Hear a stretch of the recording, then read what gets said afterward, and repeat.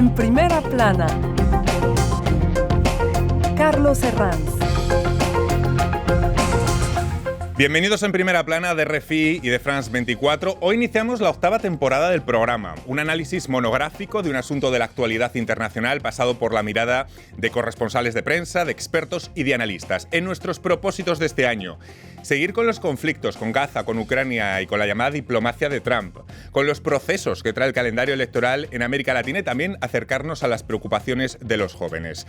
Hoy, por lo pronto, y visto la secuencia política de cita con las urnas que tenemos en la región, vamos a hacer una especie de panorámica electoral de lo que queda de 2025 en América Latina. Meses de ebullición política en Bolivia, Chile, Honduras, Argentina.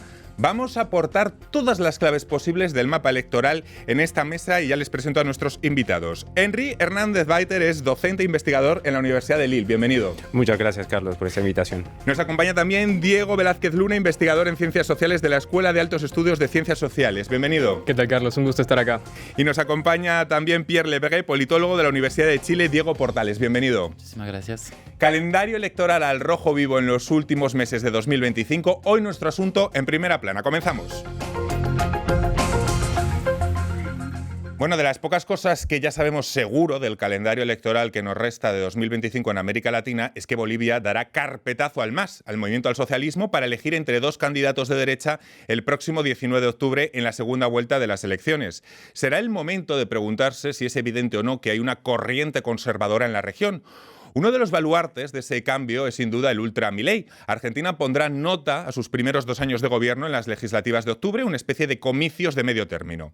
Otro que se podría sumar a la ola es Chile si el ultra Kast confirma los sondeos en las presidenciales a doble vuelta de finales de año, coincidentes casi con las de Honduras el 30 de noviembre en medio de una crisis de corrupción y narcotráfico que arrastra el país. Son realidades distintas, es cierto, de las que podemos sacar quizás algunas lecturas comunes. Lo vamos a ver. Repasemos antes lo que dice la prensa. Correo del Sur, elecciones en Bolivia. Paz sorprende al país y va a la segunda vuelta con tuto. Inédito balotaje, dice el rotativo.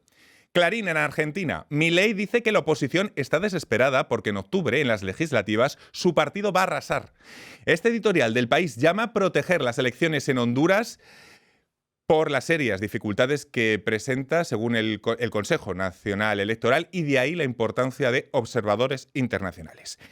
Bueno, empecemos por lo último, lo que hemos visto este mes de agosto, en la primera vuelta de las elecciones en Bolivia. El MAS, tras esa grave crisis interna y tras casi 20 años en el poder, queda fuera de la contienda para el balotaje. El desgaste político y la crisis económica han influido más o menos que la crisis interna del MAS entre Morales y el presidente Arce. ¿Qué piensan, Henry? Bueno, yo creo que hay un telón de fondo, que es la crisis económica, que se ha invitado a los discursos en Bolivia, pero además este desgaste se ha establecido en los discursos utilizando fórmulas discursivas, ¿no? Lo de los 20 años en el poder, una deslegitimación porque no se ha logrado mucho, se tiene la impresión de que se han pasado 20 años del MAS en el poder y que finalmente hay una incapacidad, algo que se creó, un ambiente, un fin de ciclo que hay que cerrar y por eso este desgaste, ¿no? El liberal moderado Rodrigo Paz Pereira del Partido Demócrata Cristiano y el expresidente conservador Jorge Tuto Quiroga, más de la derecha dura, se disputarán el balotaje. ¿Qué diferencia hay entre ambas recetas, Diego? Bueno, creo que el primer apunte que podemos hacer respecto a Rodrigo Paz es que es un candidato mucho más popular. Ahí lo importante de esa dupla que ha hecho con Edman Lara, que es un excapitán de policía, es la popularidad que han tenido entre sectores pobres, más precarios, exvotantes del MAS. Entonces, este espacio que ha quedado huérfano un poco por la crisis económica, otro tanto por las disputas internas, pero también por el agotamiento del programa, digamos, del MAS en general, ha encontrado un refugio provisional en la candidatura de Rodrigo Paz y de Edman Lara. Sin duda es una candidatura un poco atípica en el sentido de que es un atrápalo-todo. Es un candidato de derecha que hoy en día se acomoda hacia la derecha porque los vientos regionales van soplando hacia ese lado, pero que tiene una relación muy fluida con estos sectores populares, en particular con los comerciantes informales. En ese sentido, creo que Jorge Tuto Quiroga es una derecha mucho más avejentada, perteneciente un poco a esta época del campismo, digamos, ¿no? Anticomunista, muy muy contrario a lo que sucede en Cuba, en Venezuela, con un discurso muy avejentado y además mucho más duro en lo económico. Él se plantea, por ejemplo, ir al FMI. No tiene ningún reparo en decirlo. Luego vamos a ir a esa corriente que engloba la región, pero antes vamos a hablar del legado Morales, porque, Pierre, en su momento con Morales se llegó a hablar del milagro económico boliviano. ¿Cómo se ha dilapidado ese capital y se ha pasado a esta crisis? El precio de las materias primas, el gas, influye, pero también la gestión, ¿no?, de estos 20 años. La gestión, y estamos muy lejos también de la década ganada. Hubo una década ganada a nivel regional, donde hubo progresos sociales, justamente por los precios de los commodities, etcétera. Pero la gestión, sí, claramente hubo deficiencia en gestión, no solamente en Bolivia, sino que en otros países que sean gobiernos de derecha o de izquierda. Y hay una falta muy grande de renovación política en Bolivia por la izquierda, ¿no? Las divisiones internas en un contexto de desafección política también a nivel regional y en Bolivia también. La gente se cansa de la falta de soluciones y de la división interna entre dos grandes figuras de izquierda, que es Luis Arce y Evo Morales. Lo comentaba antes Diego, no sabemos si hablar, no sé, los periodistas nos gusta hablar de ola o de corriente, pero lo de Bolivia responde en cierta forma, una corriente más de fondo, no sé si conservadora en América Latina. Vimos el triunfo también de Noboa este año en Ecuador. ¿Hasta qué punto podemos hablar de ola conservadora o de corriente? Bueno, es una metáfora que se ha utilizado todo el tiempo en América Latina, sobre todo desde los años 2000, cuando hablamos de una oleada progresista, y yo creo que en estos momentos estamos volviendo más bien hacia una oleada conservadora, y esta metáfora que se machaca, que se insiste en América Latina, yo creo que se ha instalado de manera permanente, ¿no? Pero yo igual sería prudente porque hay una ola, sí, a nivel mundial. Se unen fuerzas de derecha, extrema derecha, pero también tienes grandes países como Brasil, como México, que tienen avances social y económico importantes, que tienen también fuerzas de derecha que están ahí, siguen presentes, pero tienen países que están en la izquierda, que gobiernan, que avanzan, que no hay que perder de mira también eso.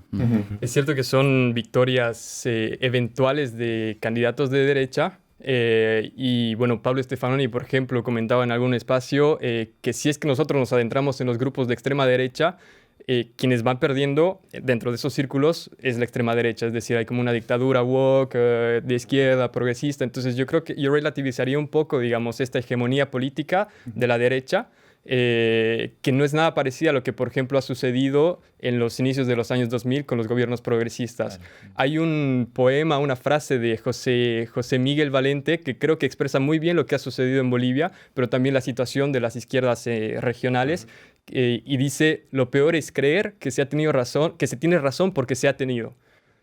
Creo que ese es el desafío que ha tenido el MAS en Bolivia, que no ha podido sobrepasar. Es decir, ha tenido una gestión de 14 años de crecimiento económico, de sacar a un montón de gente de la pobreza, pero ese país que el MAS ha ayudado a transformar ha cambiado de coordenadas, y creo que el mismo gobierno no ha sabido leer precisamente en qué ha cambiado sociológicamente. A esta corriente, por llamarla de alguna forma, si podemos hablar de corriente o no, se podría sumar Chile. Según los sondeos, el Ultracast va en cabeza. Le ha salido competencia en el sector de la propia ultraderecha chilena. ¿Qué va a definir la sucesión del presidente Boric, Pierre? ¿Qué factores? Más bien, yo diría que bueno, hay una división clara en la derecha. Está el candidato Kast, que encabeza las encuestas. Está el ultralibertario de derecha, Kaiser, que está cayendo en las encuestas. Y está Ebryn Matei, que es la candidata de derecha, centro-derecha. Tiene 3 candidatos. Y lo más sorprendente de todo esto es que el empresariado manda una carta hace algunas semanas para ordenar la derecha, para decirle: ordénense para ganar las elecciones. Pero yo diría que toda esa derecha, porque José Antonio Kast sí era considerado como un candidato de extrema derecha, lo es. Sin embargo, lo que han tratado de hacer con Kaiser es justamente lavar la imagen de Kast. Tener un candidato más como moderado. Moderado. Cuando Ebryn Matei, de hecho, Kast jugó muy bien, atacó mucho a Ebryn Matei, está callando Ebryn Matei. Hay que ver las encuestas próximas, pero José Antonio Kast logró desdiabolizar su imagen, como lo que pasó en Francia con Zemmour y con Le Pen. Entonces, esta extrema derecha logra aparecer como una imagen mucho más positiva, y eso es un peligro para la democracia en Chile. Pero sí, yo creo que estamos enfrentados a una elección muy polarizada en Chile con una candidata que emerge del Partido Comunista, que logró unir la izquierda, pero al parecer las encuestas la dan perdedora en segunda vuelta. Henry, Diego, Pierre, ¿hay frustración en la izquierda tras haber llegado al poder porque los cambios que esperaban en el mandato de Boric les resultan insuficientes? Ya vimos a partir del estallido social hace unos años en Chile, llega a la izquierda, vemos lo que ha sido el mandato de Boric. ¿Hay frustración? Yo creo que lastimosamente la gestión de Boric ha encontrado frustración muy rápido porque ha asociado la agenda de su gobierno a una eventual aprobación de una nueva constitución. Entonces, muy rápidamente se ha visto limitado tanto en la épica discursiva como en el programa que tenía. Si bien hoy en día, por ejemplo, vemos en Chile que la actual candidata del Partido Comunista, que también era ministra de Trabajo, ha logrado la aprobación de una reforma de pensiones histórica con capacidad de negociación en el Parlamento, etc. Janet Jara nos referimos que es la candidata de la izquierda. Exacto. Cuando vemos que ella ha logrado precisamente esta aprobación, parece insuficiente respecto a lo que se había prometido en un inicio con la gestión es decir, con la Convención Constitucional. Entonces, en ese sentido, yo creo que hoy en día esta frustración también se expresa y se ve en el electorado que demanda un poco el fin del octubrismo, digamos, ¿no? Y precisamente ese desamor pasa también por el discurso y entonces encontramos en todas las intervenciones cosas como renuncias, pacto con el sistema, falta de coraje y yo creo que lo más importante en Chile es que el candidato o la candidata que se presente con más ventaja en estas elecciones tendrá que encarnar precisamente la narrativa del futuro. ¿A dónde va Chile? Y una narrativa del futuro que no tiene que desprenderse tanto de las demandas del 2019, porque de repente desaparecieron. Ahora hablamos de seguridad, migración, etc. Pero las demandas de Chile, cohesión social, justicia social, ya no estamos hablando de eso. Y eso lo que no hay que perder de foco. La derecha usa el discurso de Milei diciendo reducir el Estado, reducir el Estado, reducir el Estado. Eso no trae soluciones para América Latina. Precisamente, hablando de Milei, se somete a las elecciones legislativas de medio mandato el próximo 26 de octubre. Se renueva la mitad de la bancada de diputados y un tercio del Senado. No sé si podríamos decir que es un primer test serio para la motosierra de Milei, al que le están surgiendo últimamente muchos escándalos. ¿Qué le parece, Diego? Yo creo que inicialmente respecto al gobierno de Milei podemos ver un caso icónico en el que la extrema derecha llega a gobernar y es incoherente con lo que había propuesto en campaña. Es decir, Milei no dinamitó el Banco Central, no liberó el cepo hasta un año después y que además dependió mucho de la aprobación del FMI, de los créditos con el FMI. Entonces es una derecha que en ese sentido ha conocido lo que es manejar el Estado y se ha adaptado también a los tiempos del Estado. Hoy en día vemos que Milei tiene muchos problemas para imponer un poco su agenda económica en particular, es decir, la situación en Argentina sigue en crisis y la gestión política de Milei es relativamente mediocre. Salen casos de corrupción mediáticos, pero también cuando vemos, por ejemplo, los debates que han habido en la Asamblea, vemos que desde marzo más o menos han habido como 17 aprobaciones de proyecto y Milei ha perdido 16. Pero no tiene duda en dinamitar el estado de bienestar. Exacto. Vamos a seguir hablando de Milei, de Argentina, de Bolivia, de Chile, de Honduras, a la vuelta de pausa, aquí en Primera Plana. Hasta ahora.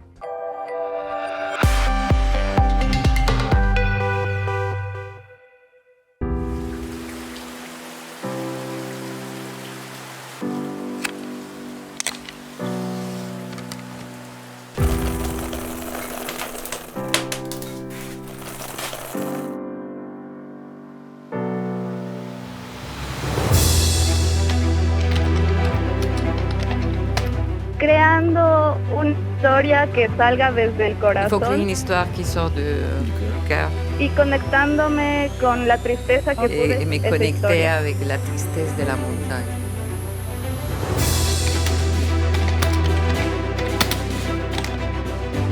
Nakory ty fiainana amin'ny toetrandro toagny, tegna lany fagnahy.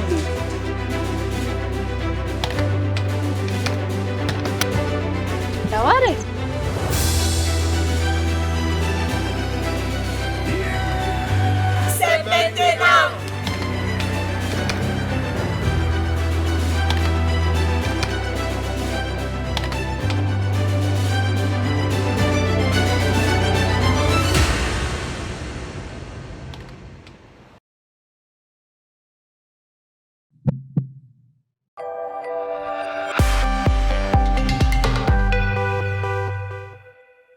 Seguimos en Primera Plana esta semana hablando del calendario electoral de fin de año 2025 en América Latina. Ya saben, con citas electorales, el balotaje en Bolivia, citas en Chile, en Honduras, las legislativas en Argentina.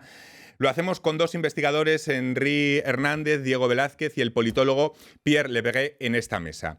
Antes de irnos a la pausa estábamos hablando de la situación en Argentina, ya saben, con esas elecciones legislativas. El oficialismo libertario que dominaba los sondeos puede verse afectado por los últimos casos que han sacudido a Milei. La promoción de la criptomoneda Libra, unas maletas que eludieron los controles aduaneros y las sospechas de una red de recaudación de sobornos en la compra de medicamentos en la mira de la justicia. ¿Cómo pueden afectar estos casos? ¿Creen que puede haber una erosión de la figura de Milei? Creo que ya la hay. De hecho, si tú ves las encuestas y tú ves la popularidad del presidente, en los últimos días está cayendo bastante rápido, la de su gobierno también. Era el presidente que luchaba contra la casta. Ese era su lema de campaña, ¿no? Y la motosierra. Actualmente es parte de la casta, con casos de corrupción, con la agencia de discapacidad. O sea, estamos con una contradicción tremenda y yo creo que está afectando totalmente su imagen actualmente. Les voy a preguntar entonces si son vasos comunicantes. Es decir, ¿una caída de Milei podría provocar el resurgir del kirchnerismo en Argentina o no lo son tanto? Yo creo que en realidad la caída de Milei no le pasa factura, es decir, todos estos casos de corrupción no le pasan la factura que debería porque del otro lado sucede lo que sucede en Bolivia, ¿no? Hay una pelea entre Kicillof y Kirchner, pocas posibilidades de que vayan en un frente ampliado hacia las elecciones legislativas. Entonces, mientras la izquierda no se ordene, es muy probable que Milei no pague los platos rotos. En este programa vamos de lo particular a lo general. Pongamos el foco de amplia mira. Las derrotas del kirchnerismo o del MAS. También nos preguntamos qué vías puede adoptar la izquierda en América Latina. ¿La renovación de la izquierda está taponada por figuras como Correa, como Morales o como Kirchner? Bueno, yo creo que estas figuras, que son figuras tutelares, han creado una narrativa precisamente de progresista que llega a unos límites y que ese sueño que de los años 2000 que crearon esa narrativa han llegado a un límite que hay que tratar de evolucionar un poco y ir más allá, ¿no? Dejar de lado las fragmentaciones dentro de la izquierda, dentro del discurso de la izquierda, pero creo que no solamente lo que decíamos hace un rato, las fragmentaciones también están en la derecha, ¿no?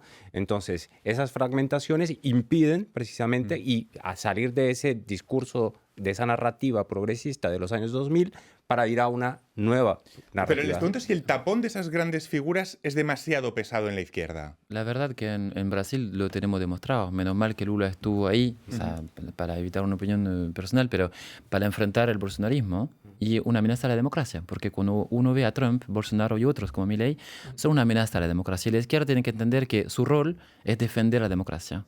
Entonces las elecciones, negociar lo secundario, pero acordarse sobre lo fundamental. ¿Diego?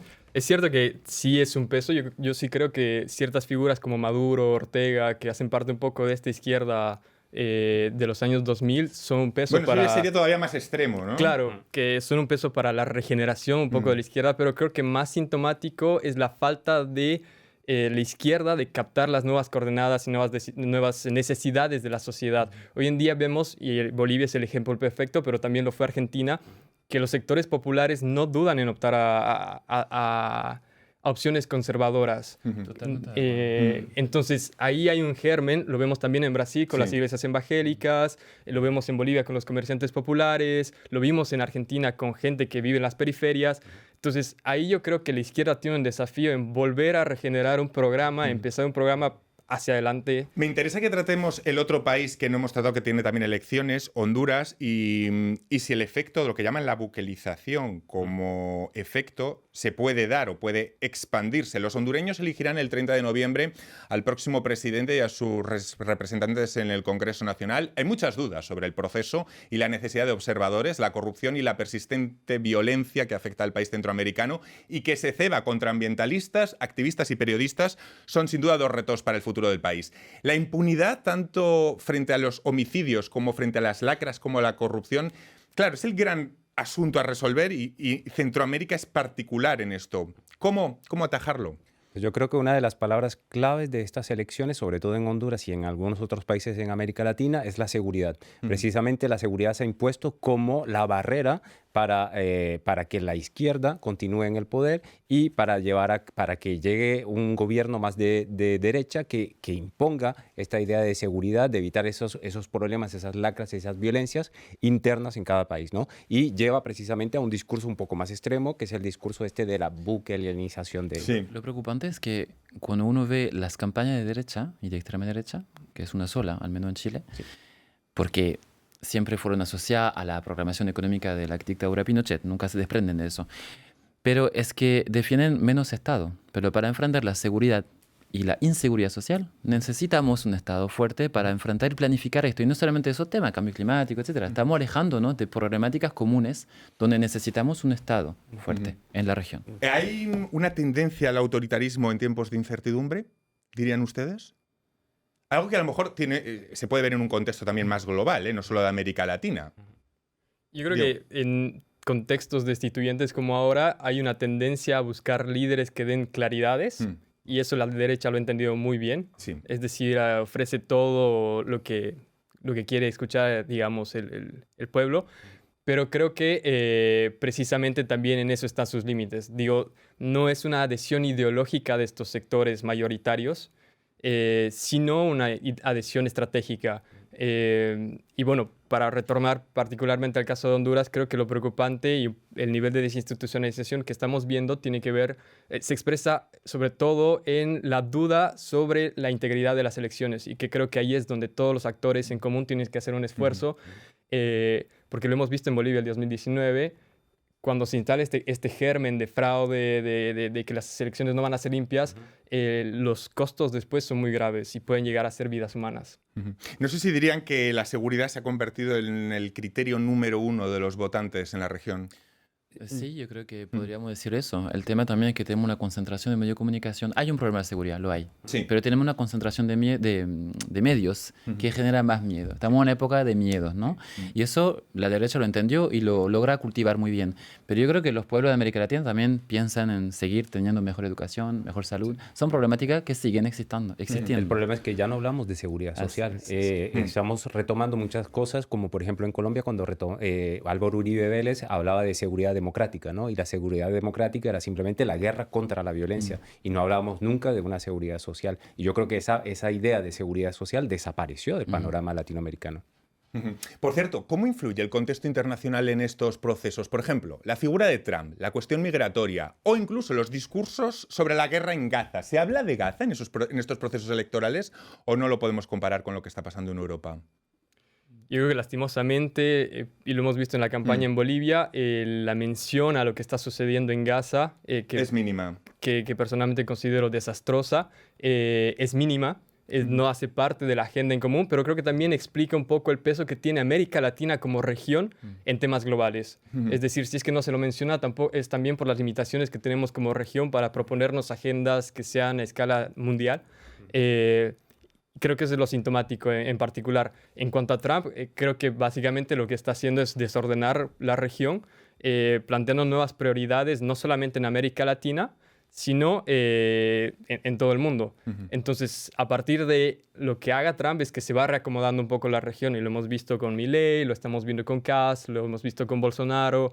Es un poco el faro de las derechas latinoamericanas, incluso si en la composición de estos líderes y de esta derecha latinoamericana hay muchas incoherencias y muchas contradicciones. Pierre, Henry, la influencia de temas como Gaza o Trump en procesos electorales, como el caso de Chile, Argentina, mínimo. Chile, el tema multilateral, el tema internacional está muy ausente en la campaña, muy ausente. Yo creo que también Diego tiene razón, la ausencia de un peso regional. Yo creo que las derechas no están interesadas en la integración regional cuando lo necesitamos en la región para tener más peso sobre conflictos como el genocidio en Gaza. O sobre el litio, por ejemplo. O sobre el litio, para organizar todo mejor, ¿no? Para defender las comunidades en la región, porque lo necesitamos.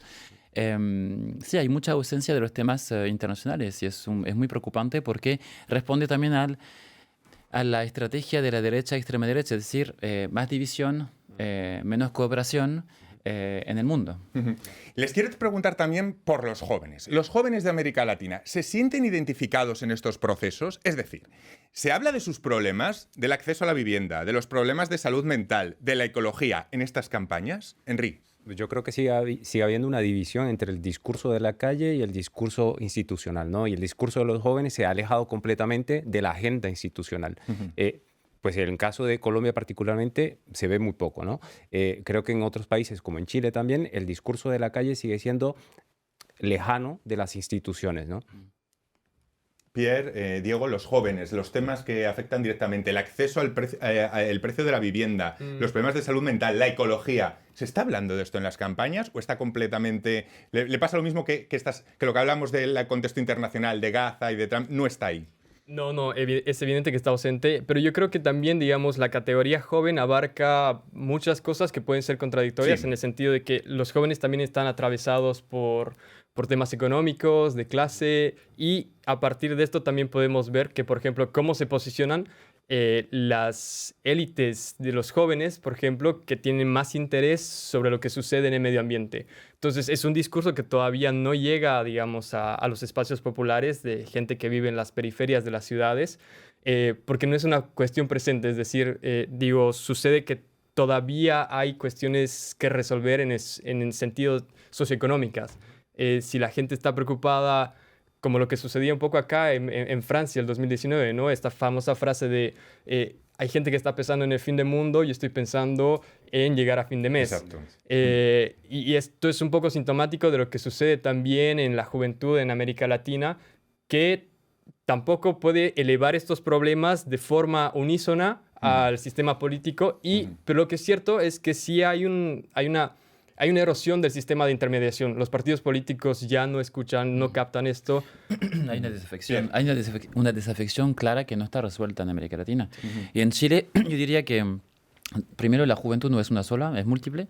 Responde a los discursos de extrema derecha, responde a la izquierda. Yo diría que en Chile, Janet Jara o Marco Enrique Ominami, que es otro candidato de izquierda, tiene un discurso más enfocado en vivienda, en derechos sociales, en poder adquisitivo, etcétera, etcétera. Pero yo creo que deberían reconectar con la juventud. Pues volveremos a hablar de los jóvenes, nos lo hemos propuesto en esta nueva temporada de En Primera Plana, hablar de esos problemas de los jóvenes en América Latina. Muchísimas gracias, Pierre, Diego, Henry, por habernos acompañado en esta primera edición de la 8ª temporada de En Primera Plana. Ha sido un placer y a todos ustedes les esperamos la próxima semana. Muchas gracias.